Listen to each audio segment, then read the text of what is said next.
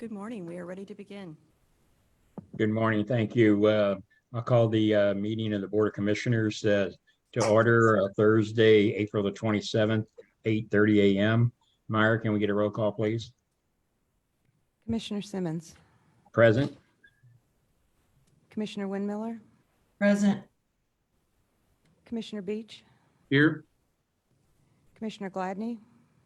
Present. Commissioner Moore. Present. Commissioner Galladay.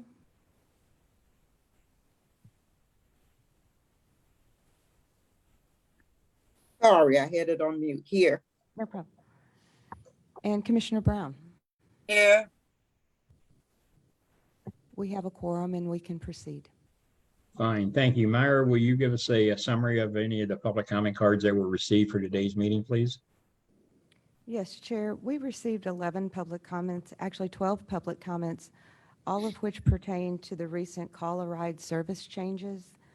Those comments include 2 emails from Robin Wallen, 2 emails from Jeanette Mott Oxford, an email from Elton Thomas, 1 from Alan Orban, 1 from Charles Smith, Erica Waltz, Barbara Scheinbein, Annette Nowakowski, Carla Green, and Naomi Runts. Please note that all of the comments were distributed to the commissioners prior to the meeting for review. In addition, the comments in their entirety are contained in the online meeting materials and will be included in today's minutes. Fine, thank you. And before we proceed on, I'd just like to state that as a board chair, I'd like to acknowledge the receipt of a letter request from Paraquad directed to Mr. Roach, and it was dated on April the 26th. I've asked Mr. Roach to discuss this with the staff and proposed options for the board to consider. Additionally, I welcome any input from my fellow commissioners regarding our efforts to communicate with the public. And I would personally like to thank Ms. Mott Oxford for her correspondence, and on behalf of Paraquad and our customers affected by the recent service change. And I'm looking forward to hoping we can research this and come up with a solution. I know the team has really been working hard on it, and we will continue to do that. So I appreciate all of that. At this time, I need approval of the minutes of February 17th, 2023, the open meeting. So moved. Second. Okay, all in favor, say aye. Aye. Opposed, ayes have it. This time, I need approval of the minutes of the March 24th, 2023 special meeting, Board of Commissioners open meeting. Do I have a motion? Moore. You have a second? Second. Moore seconds. All in favor, say aye. Aye. Aye. Opposed, ayes have it. Mr. Roach, any comments? Good morning. Thank you, Chair. I do. First of all, I'm very excited about several items on the agenda today, including asking for your approval of St. Clair County Transit District contract. I want to commend not only Mr. Sharkey, but of course, Mr. Stewart and Tammy Fulbright of working through the negotiations on that contract. And that, of course, is then the linchpin to move forward on budget presentations, both in the city and county. We are moving forward on those. In the city and county, it also includes a financial long-term review on how to move forward on Metrolink expansion. Very exciting time in the greater St. Louis area and looking at expansions both in Missouri and Illinois. As you know, St. Clair County is working diligently with staff on extending out to Mid-America Airport, but also then looking at north side, south side in the Jefferson alignment, and of course the North County Metrolink expansion as well. All of these efforts seem to be on track very early, but an exciting time for looking at how we really relook at how transit serves St. Louis.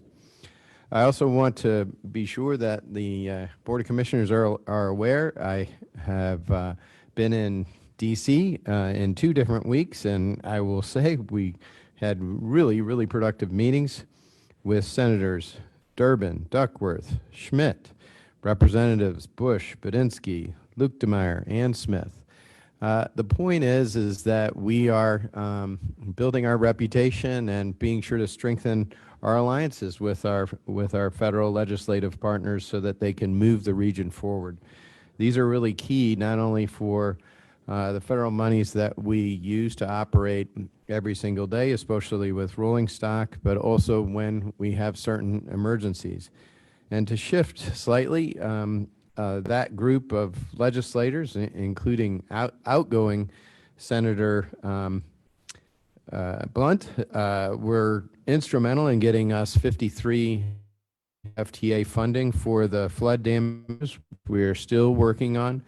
As a matter of fact, there is a white paper available for your review having to do with these fixes, which we are hoping to have completed towards the end of July of this year. As you know, we are running at cab speed because of the flood damages. We had real problems with supply chain, but of course, getting this federal funding from our partners is absolutely critical. In fact, they were successful in getting us $24 million, which we have applied for. That is also complementary of $17 million in insurance proceeds, and then right around $2 million of local match, which we had in place.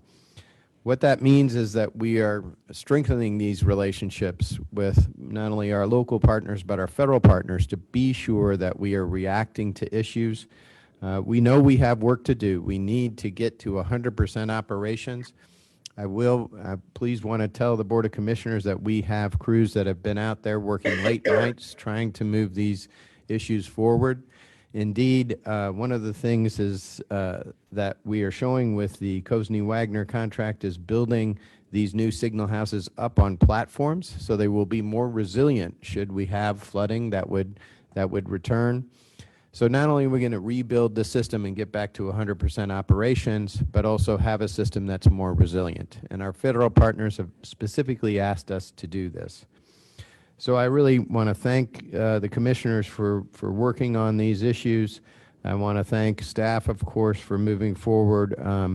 We have issues that we're working on every day, including the call-a-ride service changes, and we're going to try to grind this out and serve the public as best we can.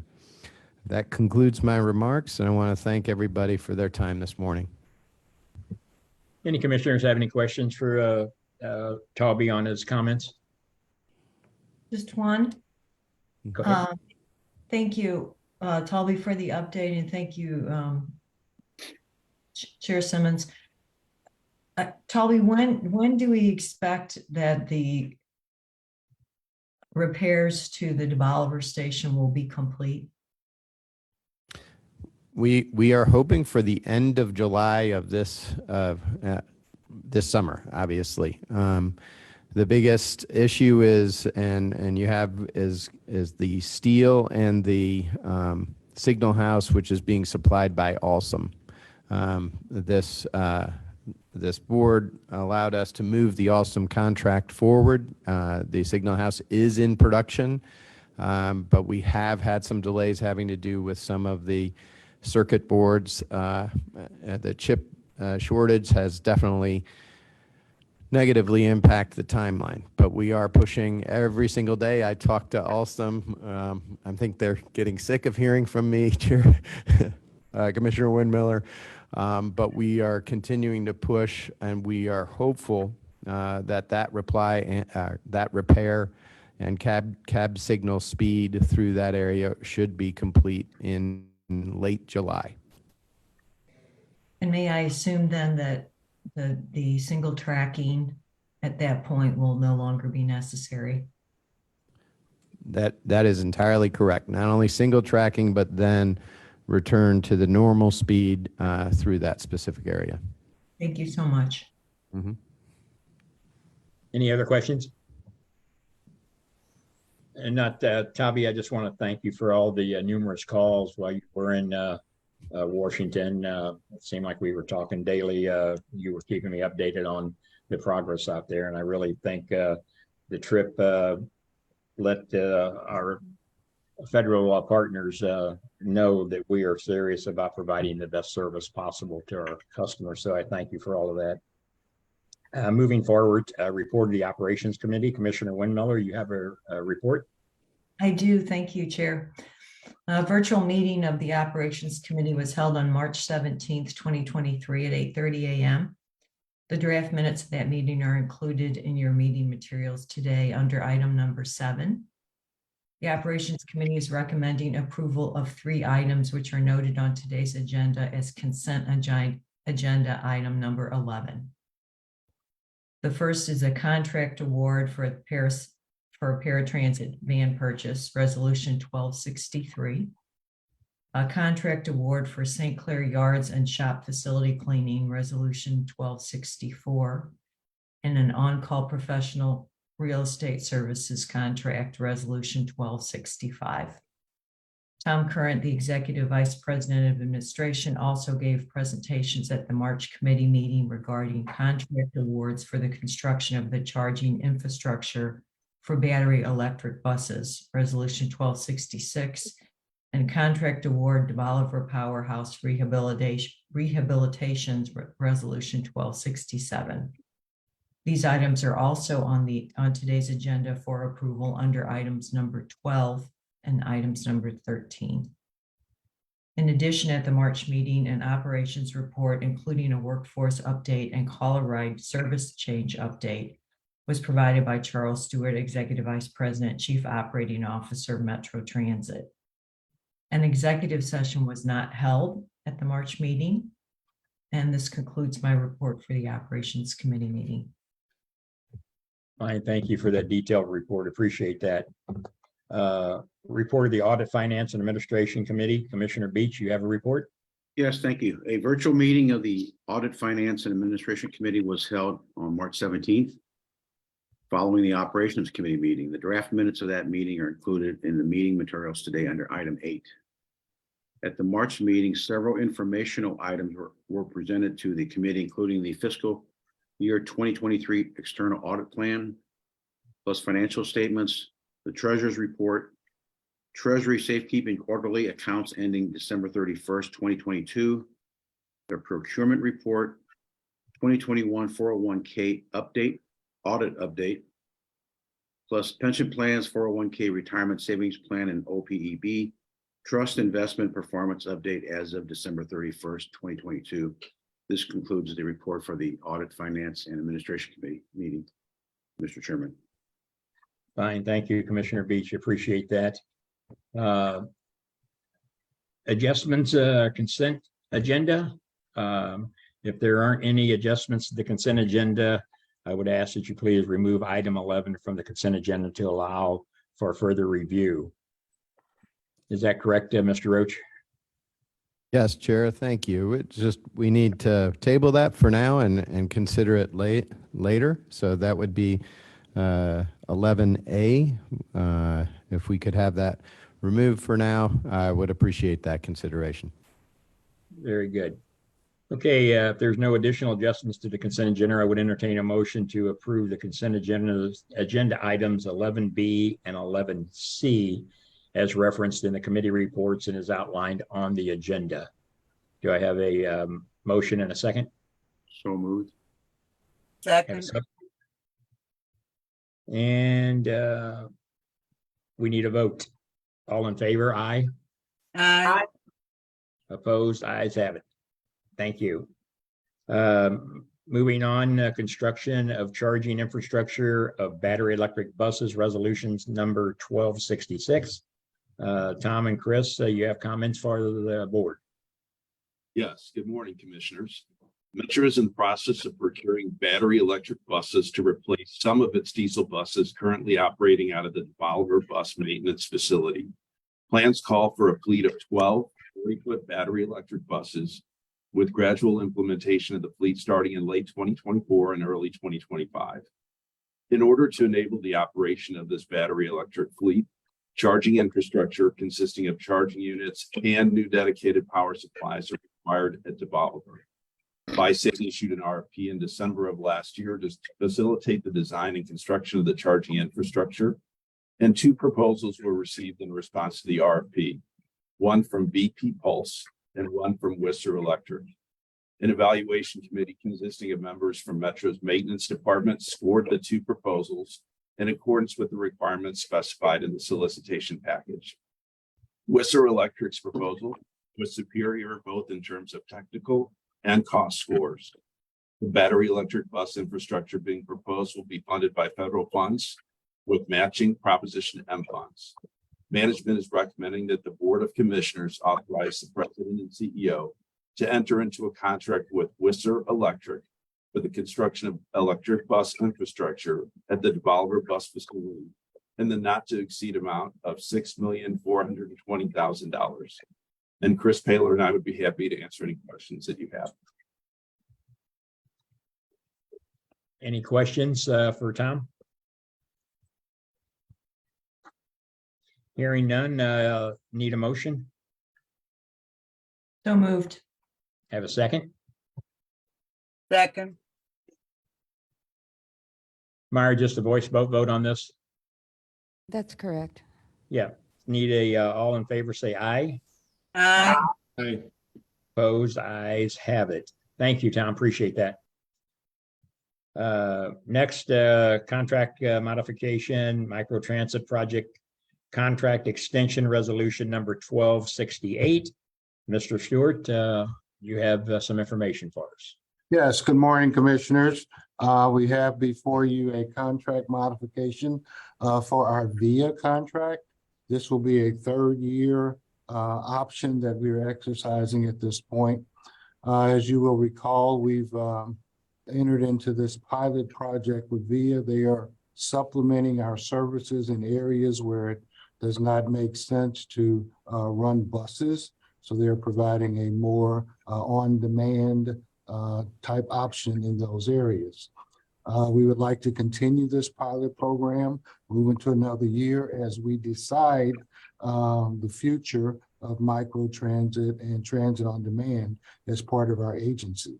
So I would ask for the approval of this 3rd year option for a not to exceed amount of $7,112,709. Any questions for Mr. Stewart on that? If not, I'll entertain a motion. So moved. Have a second? Second. All in favor, say aye. aye, Opposed, ayes have it. Thank you. Thanks, Chairman, Jeff. Appreciate excuse me. Yes. I think we skipped item 13 on the agenda. Oh, we did. I'm sorry. Sorry. Not enough coffee yet. Contract developer powerhouse rehabilitation resolution 1267. Is that correct? Yes, sir. And Chris, or Tom and Chris are back up. Yes, this agenda item is an update to our request to the Operations Committee last month.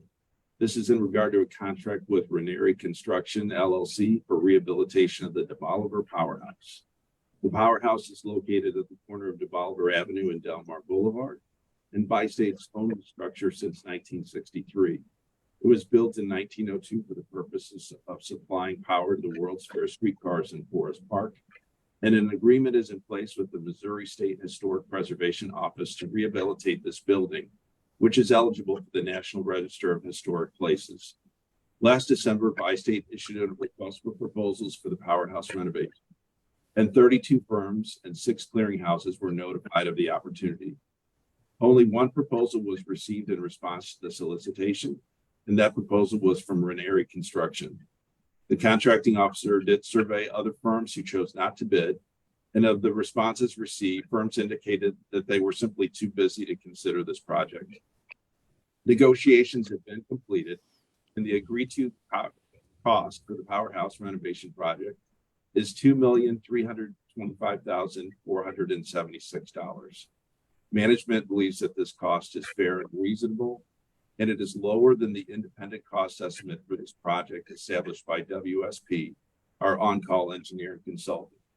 Ranieri's team of professionals is experienced in similar historic preservation projects, and they have committed to complete this project within 7 months of the notice to proceed, which is the goal listed in the RFP. So management is recommending that the Board of Commissioners approve a contract with Ranieri Construction for rehabilitation of the DeBoliver Powerhouse using federal and Proposition M funds in the not to exceed amount of $2,325,476. And Chris Baylor and I are both available to answer questions. Any questions for Tom on this?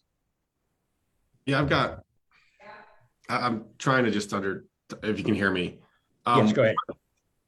Is there, and I read through the packet, but I'm not sure on this. What's the operational impact of this powerhouse? So the powerhouse is at the edge of our DeBoliver facility. It can be used for equipment needs and for storage.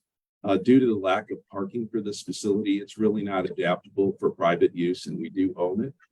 So the agreement is in place to renovate it, but we will be using it just for our own storage and equipment needs. So it's just general purpose space.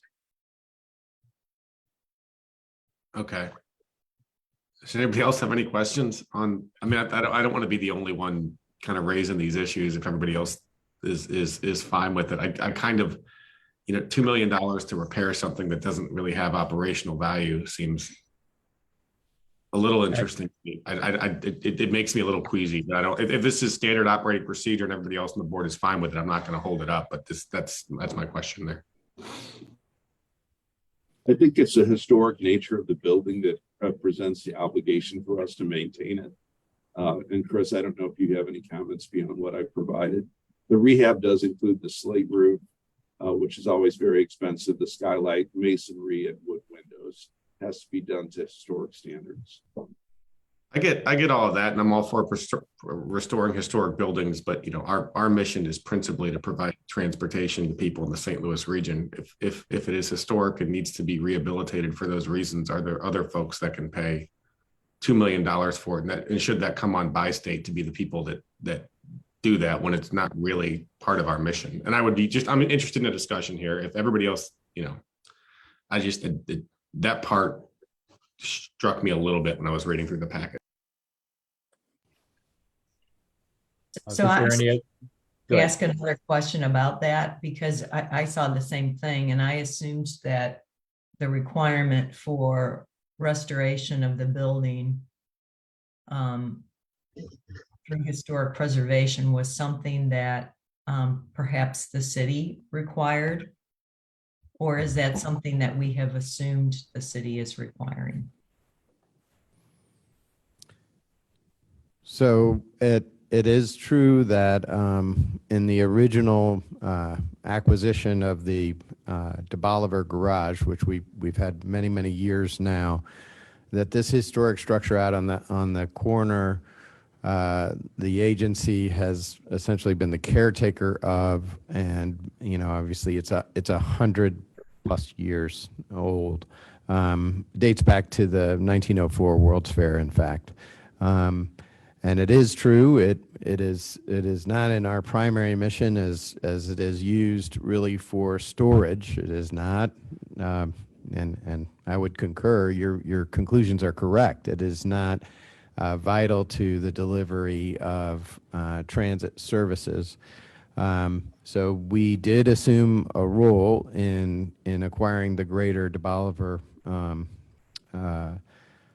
facility to essentially be the caretakers of this project, and we were able to secure some other funds to help in essentially this maintenance of a very old structure, including the slate roof.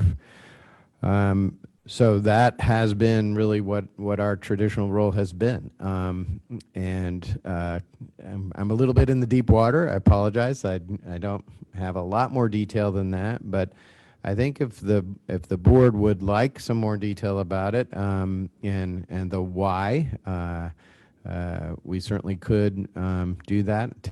It's a contract right now.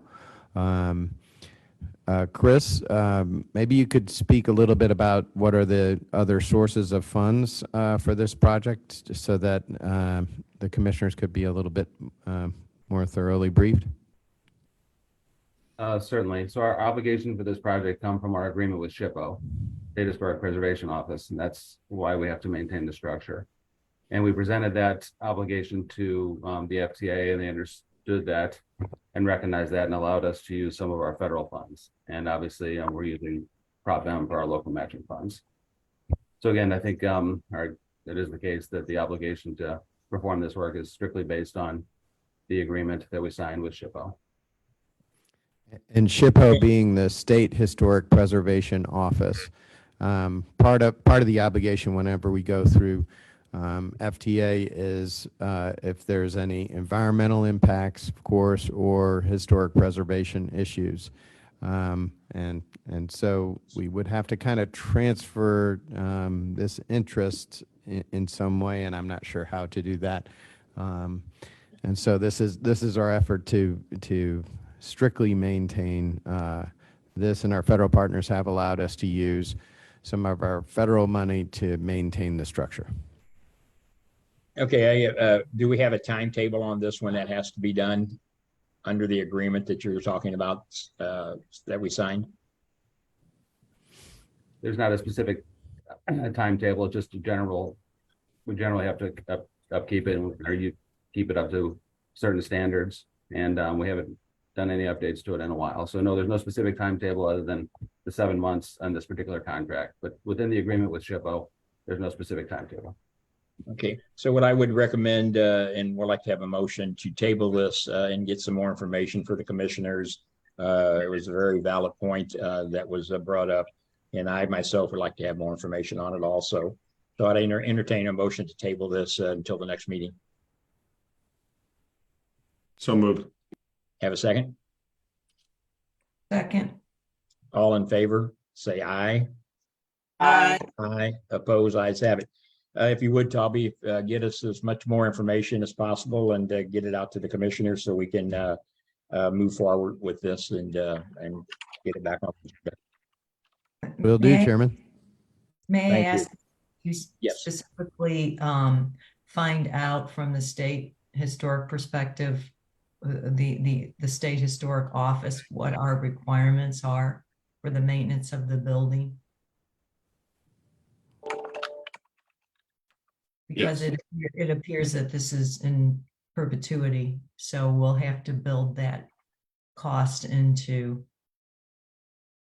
if it hasn't been built in, we have to build that in going forward, and that would be helpful to know as well. Yes, thank you, Commissioner. And I want to thank Tom and Chris and staff for their work on this. This is frankly an issue that I probably should have caught and raised earlier. So you got it. So thank you. You know, you guys did a fantastic job working this all up and getting it to us. It's just, I think we have some questions. So, you know, I think the staff did a great job here. I should have probably raised this earlier. Thank you, guys. Well, Mr. Chairman, Deborah, not to belabor the point, but one quick thing, does this facility have anything or provide any support to the trolley at all? If so, maybe the city could support the renovation with some ARPA funds, since those funds can be used for tourism, I understand. So maybe there's an option there as well that could be investigated. Just to clarify, it has no functionality with the current trolley at all. It's really an empty building and simply has storage. It was built for the 1904 trolley, very different trolley system that went into the went into the park for a limited period of time during the 1904 World's Fair. Okay, well, we're looking forward to getting more information on it, and then we can make an informed decision, and we'll move forward with that. Thank you, everybody, for your comments and for understanding. That's what the commission does, is the check and balance, and that's what I think we did here this morning. Next item, I think we're still in order. Item 15, St. Clair County Transit District Agreement, Resolution 1269. Mr. Stewart, you have some comments on this. Thank you, Commissioner. Yes, we have before you our annual agreements with the St. Clair County Transit District. I would like to thank Ken Sharkey and and Tammy Fulbright, part of the team in renegotiating these annual contracts. You have before you three contracts, one for rail service and maintenance for $35,784,000. There's an agreement for ATS service and maintenance. This is billed by the hour for service that is provided. And then lastly, there's a bus service and maintenance agreement. And this year's fixed fee is $25,070,000. And this also includes the cost of the Chestnut Health Services. So these again are annual agreements. We need them to move forward and to continue our great partnership with St. Clair County Transit District. I would recommend them for approval. Any questions, Mr. Stewart, of this item? If not, I will entertain a motion to accept in a second. So moved. Have a motion and a second. All in favor, say aye. Aye. Oppose? And let the record reflect that I abstain from the vote. Thank you. Thanks, Chuck. Appreciate all your work on that project. Moving right along, Cosney Wagner contract for Devolver Signal House platform replacement. Yes, thank you, Commissioner. This last contract request is for the creation of a platform for the Devolver Signal House. As you know, on July 26th of last year, the Devolver Signal House was damaged beyond repair due to flash flooding. And since that time, Metrolink has been operating in a restricted mode at a maximum speed of 15 miles per hour on both the red and the blue line in this area. At the September 23rd, 2022 Board of Commissioners meeting, the board was notified of the issuance of an emergency sole source contract to Alstom Inc. for the manufacture and delivery of a new signal house for the Devolver location. Through its general engineering consultant, Metro Engineering has developed a design that will elevate the new signal house to avoid future flooding issues. Based on the highly specialized experience in constructing improvements in the Metrolink alignment, Metro is requesting that Cosney Wagner Inc. be selected to remove the existing Devolver signal house, to construct a new elevated structural steel platform, and place the new signal house provided by Alstom on the new platform. Cosney Wagner is currently working on the Union Station tunnel structural repair project, and that firm has the equipment and the local labor force available that would be able to perform the signal house work efficiently and effectively. Metro provided its signal house plans and specifications to Cosney Wagner and requested their best and final offer for these services. Cosney Wagner provided a proposal in the amount of $1,199,690, which was reviewed and found to be fair and reasonable. FTA regulations allow for the award of a sole source contract if substantial duplication of costs would be expected to be occur and not recovered through competition, or if an unacceptable delay would occur if another contractor would be hired to produce such highly specialized equipment. Because the new signal house is already in production by Alstom and Metrolink's return to normal operations depends upon the new signal house being put into place as quickly as possible, staff believes that the use of Cosney Wagner under a first procurement is appropriate. Management is recommending that the Board of Commissioners authorize the President and CEO to enter into a sole source contract with Cosney Wagner to construct the Devolver signal house platform and install the new signal house in a not to exceed amount of $1,379,900, which is inclusive of a 15% contingency. And I will be happy to answer any questions if you have. Tim Nittler is the lead on this project and is also available. Any questions for Tom on this project? Tom, do we have a start date and a completion date? Tim, are you available to answer that question? Give us just a second, and I have Tim joining the meeting now. Thank you. Thank you. Thank you.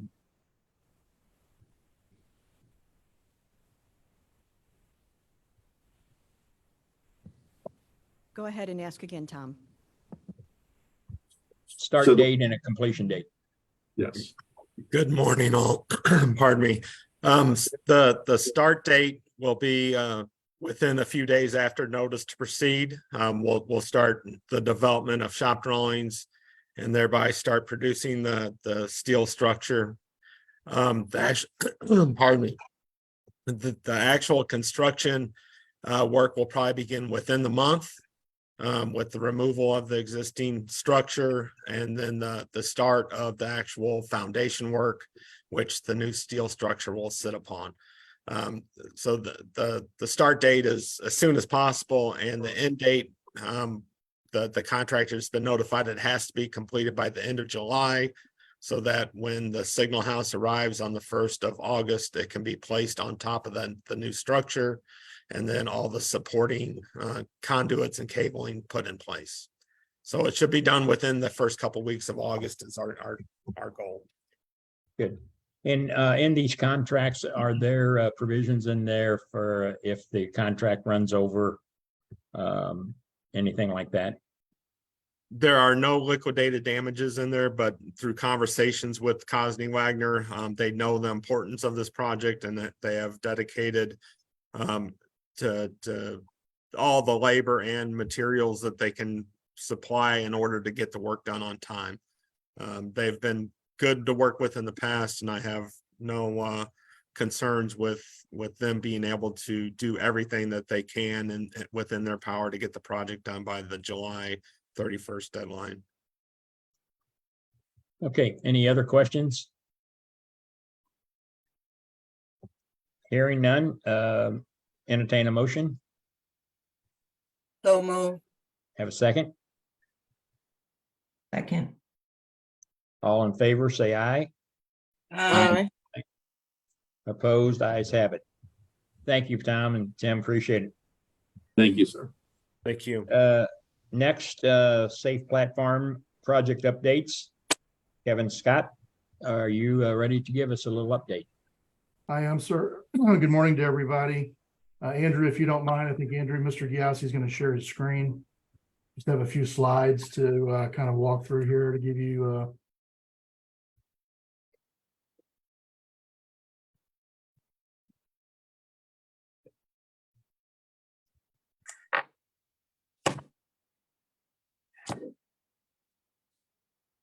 okay, so just as a reminder, this project in total includes security gating, security fencing, the upgrade and the reconfiguration of closed circuit television on all 38 of the existing platforms to include a 39th platform, which will soon be under construction.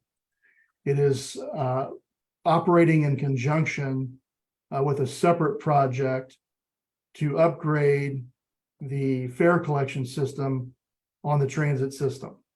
So we will be marrying or in the process of marrying those two projects together so that the technologies integrate and the new fare collection system will be able to talk to the new security gating system. So if you wouldn't mind advancing. So what I really want to cover today is the packages and the stations in the first two phases of secured platforms, what those timelines are, the gating options that have been methodically vetted and recommended by HNTB, the fencing options which have been methodically vetted and recommended by HNTB. And then just as a reminder, on a monthly basis, our team produces a report to the region. So if you're not getting that, we want to make sure that you have that in hand each month when we produce that. So the packages are laid out in such a fashion that we have planned 6 total packages, which will include 4 to 8 stations each. The way we sit right now, the first package is the only one with 4 stations. And the package that will be where there will be 8 stations will include at some point where we fit in Mid-America Airport. So the design and the construction of this plan is moving forward very rapidly.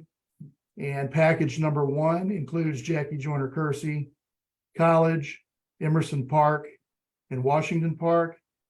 As a reminder, we've selected those locations because during the layout or the rollout of this package, we know that we will not have integration with the new fare collection system. And these locations will have to be staffed in order to make the security gating impactful from day one.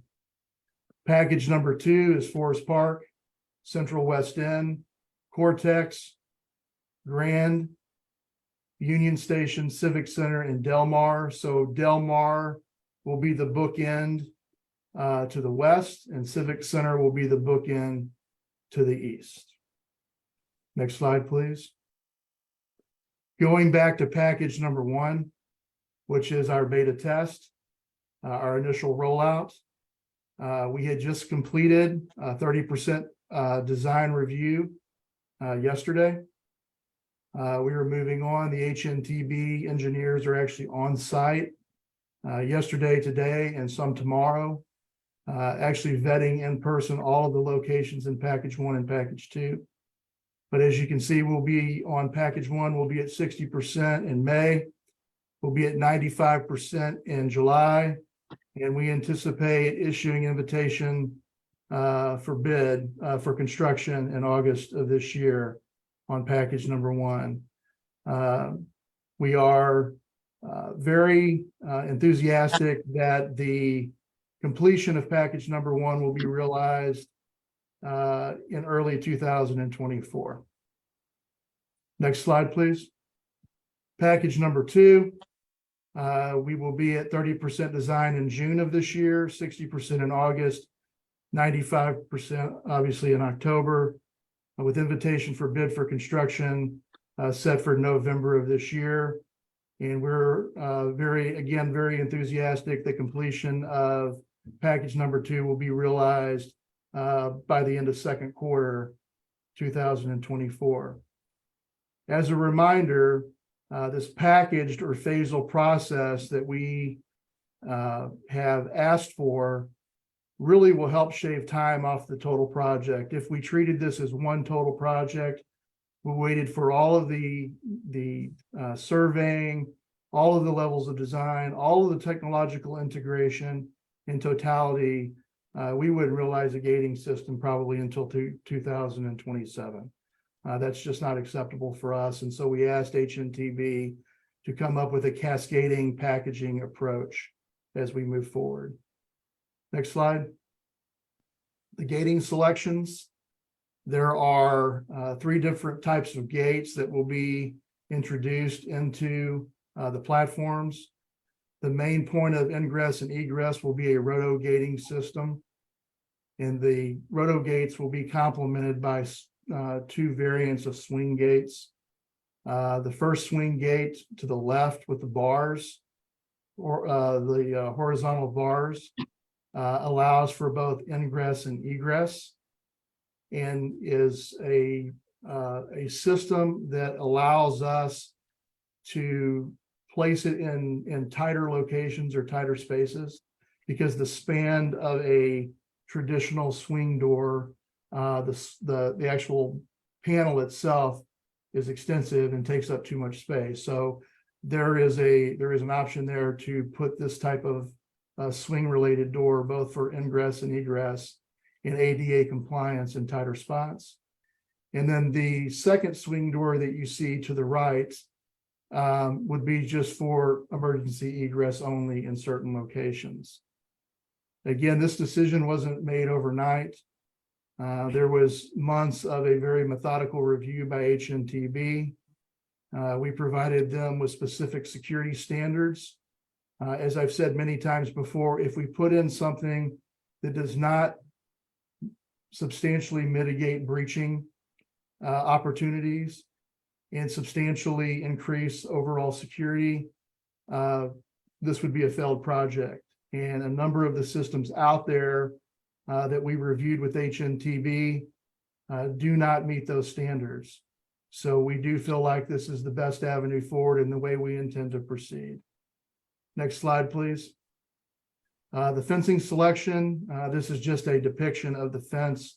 We have not decided on color, but this is a welded wire type fence similar to what was used around the new soccer stadium in downtown St. Louis in their practice facility across the street. It greatly reduces the opportunity to breach or climb the fence based on the spacing between the welded wire. And our intent is to pursue predominantly an 8-foot footprint with the fencing to complement the overall gating systems. Next slide, please. And just as a reminder, not to take up too much of your time, we do send out these reports monthly. At the end of each month, the staff puts this together. This is a real-time update on where we are. And also, as a reminder, all of you have access to the hub, and there are real-time updates relative to secured platforms that we put under the safety and security section of the hub. So the last thing I'd like to conclude with, and it's not really in any of the slides, but the additional packages. So we covered package 1 and package 2, but I just want to go down, and all of the dates that I'm going to give you are our estimated dates for issuing an invitation for bid on the subsequent packages. So package number 3, we will issue for bid in February of 24, package 4 in June, and package 5 and 6 will be ready to go both in mid-September. And so that is where we currently sit. We are moving forward with this project in a very aggressive fashion. This small PowerPoint does not do the total project justice. This is a very heavy lift. This is 38 platforms, 39 platforms to include Mid-America. There is substantial technological integration. A lot of the vetting of the gating systems included an analysis by our technical teams in relation to Misabi's products that we're pursuing on the fare collection side to ensure that when these systems are in place, that they will integrate and work. I would anticipate, again, full staffing in package number 1 and probably full staffing of package number 2 as we move forward until early third quarter of 2024, when we're hoping to realize full integration of the fare collection system. With that, since we brought that up, Tom, is there anything else you'd like to add relative to fare collection and our integration of the platforms? We've been working diligently to come up with the best design for the integration of the security gates and our new validators.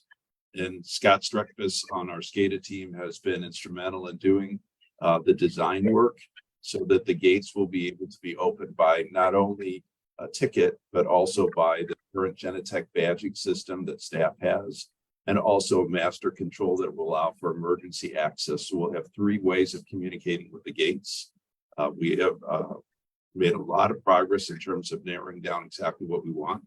We're very happy with the integration work that's gone on so far. Everyone's working very cooperatively towards this goal.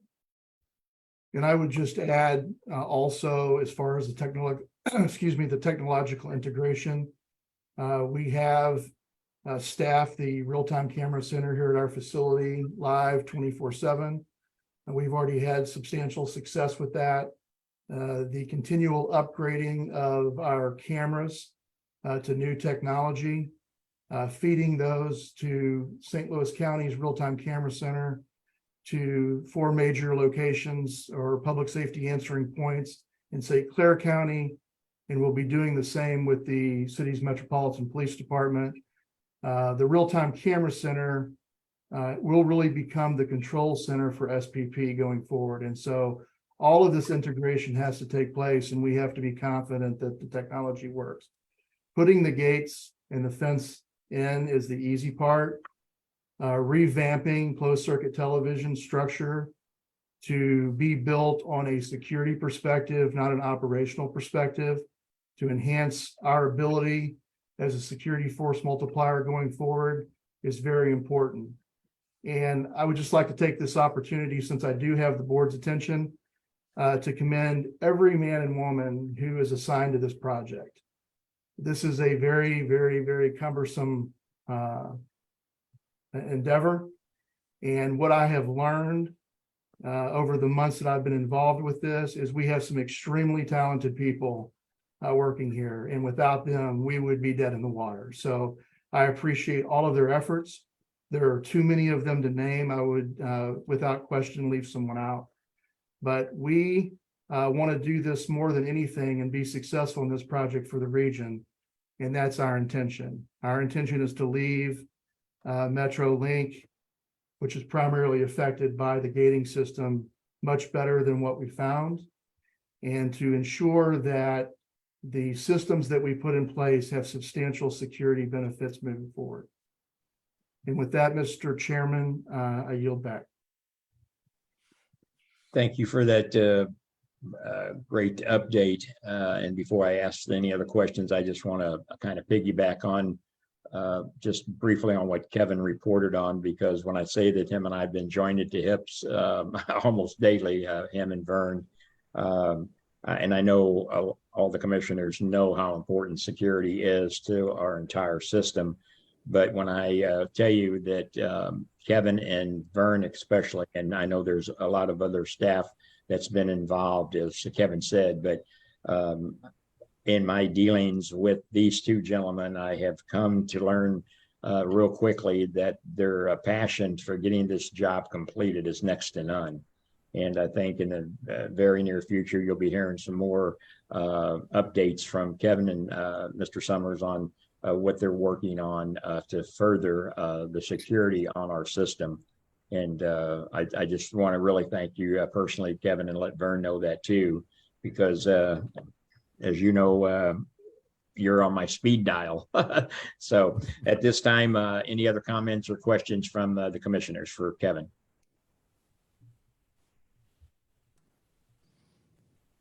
Okay.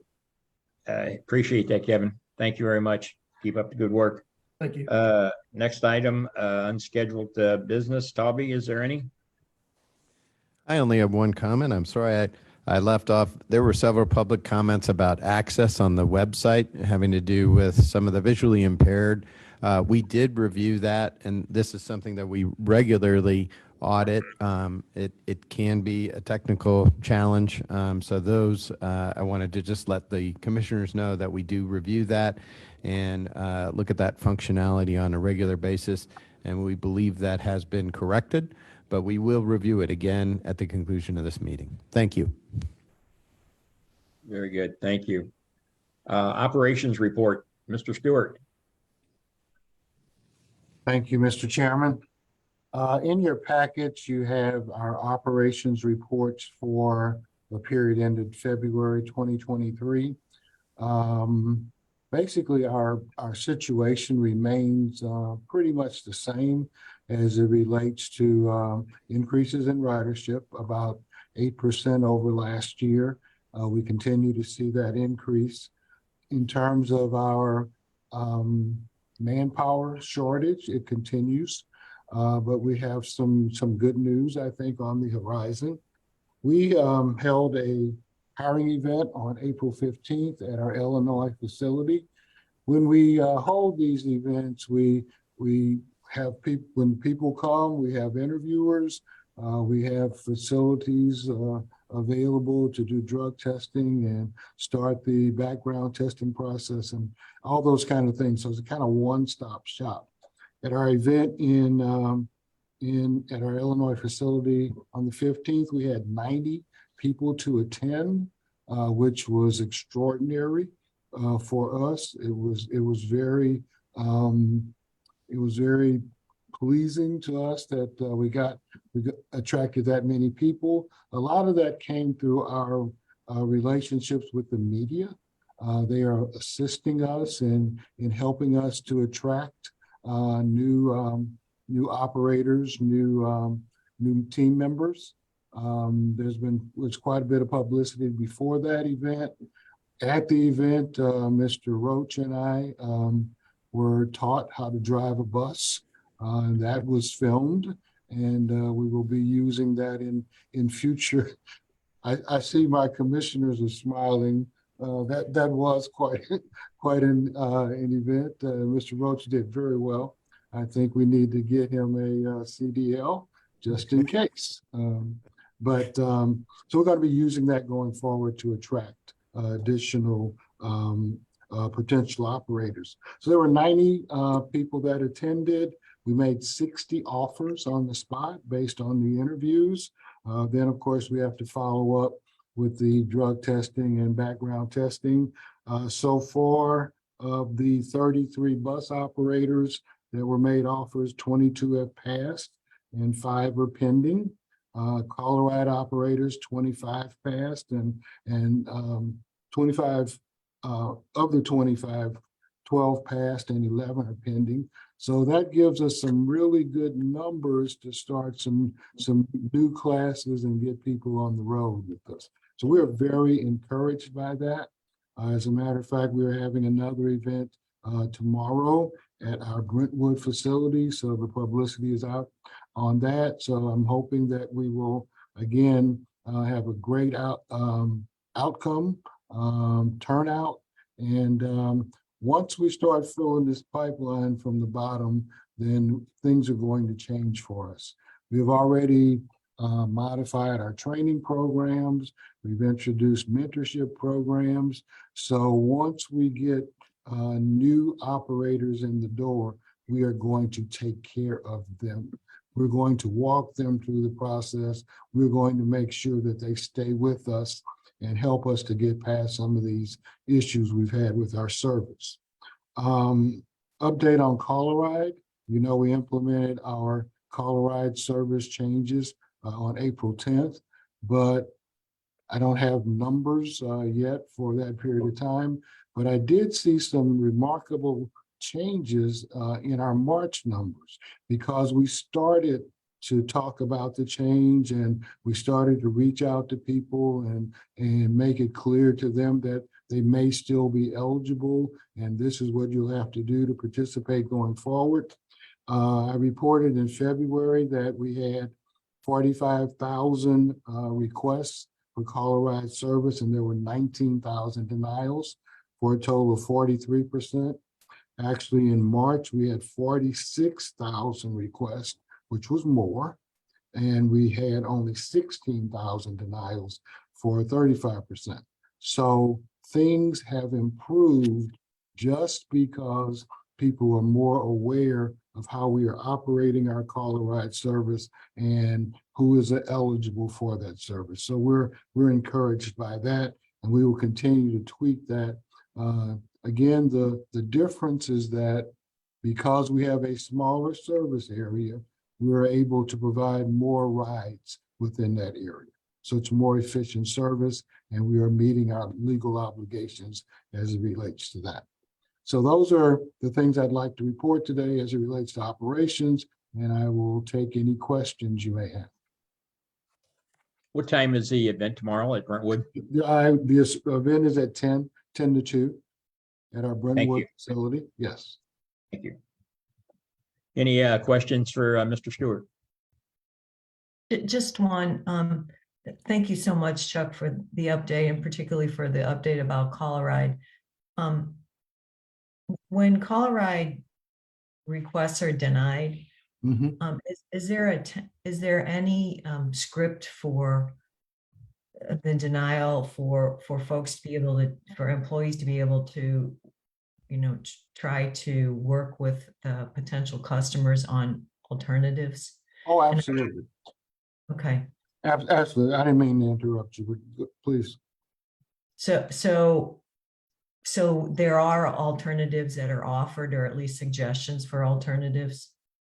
So yeah, in addition to that, let me kind of explain what a denial is. So if you call in and you want to ride tomorrow, let's say at 10 a.m., and there's no ride available, that's counted as a denial. But during that same conversation, we may say, well, there's a ride available at 12 o'clock. Okay. And if they take that ride, then basically their service requirement has been met. But we have counted that initial request as a denial. But we are always trying to make to suggest alternatives. The ride's not available at this time, maybe try this time. Then let's talk about how you're going to get back. And again, there might be a suggestion or request for a certain time coming back, which may end up being a denial, but we still are able to provide that service at a later time during that same day or the next day or things like that. But our customer service people, it's not just no, we're not going, you can't have that ride. It's, well, we're not available at that time. We don't have availability then, but here are some other alternatives that may work for you. Thank you for that. That's very helpful to me and makes me feel a little bit better about what initially I thought was just, you know, an inability for a third of our passengers to actually get the ride that they needed. We work through it. We try to make it work for all our requests, even if it's something outside of our system. Thank you. Chuck, is there any quality assurance done on those calls that you do in-house? Oh, absolutely. Yes. Yes, there are managers that are monitoring calls. And we are doing follow-up calls now. I was just talking to our Caller Ride manager, Jeff Butler. So we're going back now and looking at denials from previous days and calling those people and asking about the service they were provided and whether their requirement was met, or what can we do in the future to make sure that they get the rides that they need. Very good, thank you. Any other questions for Chuck on his report? Yeah, I just wanted to mention too, and Herb had mentioned this earlier, that the letter we received from Paraquad and then some of the comments that we all reviewed before this meeting. There is going to be another meeting. We've been holding these regularly. I think the next one is on May the 3rd. I intend to be present for that one. So I think we are trying the best we can to work through a very difficult situation, and just want to let folks know that we're moving on it. We're asking questions. We're following up. We're not ignoring this problem. So thank you. Very good. Thank you. Any other questions or comments? Thanks, Chuck, for that report. Moving on, Myra, will you give us the upcoming dates, meeting dates? Yes, the next Operations Committee meeting will be held on Thursday, May 25th at 8:30 a.m., followed immediately by the Audit, Finance, and Administration Committee meeting. And the next Board of Commissioners meeting will be held on Friday, June 23rd, also at 8:30 a.m. Thank you. Since there are no action items or minutes for consideration on today's executive session, and there is only one committee report, which can be distributed to the board members electronically. If there's no objections and if there's no discussion needed, the board could proceed to adjourn without going into an executive session. What is your pleasure?